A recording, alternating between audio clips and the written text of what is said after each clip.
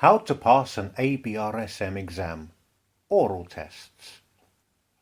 Aural tests are possibly one of the most feared parts of the ABRSM exam, but they needn't be, and with good training you can be confident of getting a good mark in this section of the exam.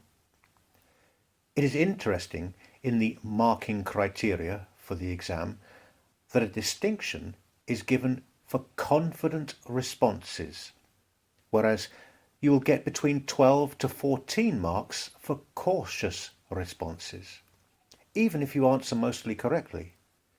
So sound like you believe in your answer and answer without hesitation, even if you're not sure in yourself. Secondly, it is worth noting that it is always worth having a go, even if you haven't got a clue. You get 6 to 8 marks just for having a go. 0 is only awarded if you don't even try.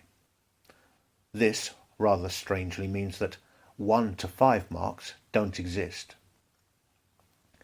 Remember too that pitch rather than vocal quality is important. The examiner should adapt to your vocal range, and you could even hum or whistle the responses to the sung parts of the test. However, singing is probably more suitable to most. When it comes to singing, I find many of my students are simply shy, especially if the range goes a little high. Practice at home just singing simple phrases, increasing the pitch range of these gradually. I would recommend starting any note with a consonant sound, such as la, da, or ta. It gives the note a definite beginning, and so is more likely to be in tune.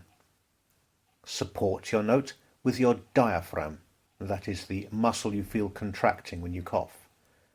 Feel this muscle contracting as you sing, maybe placing your hand below your belly button at first to help sense this support. It will give you more confidence on the day.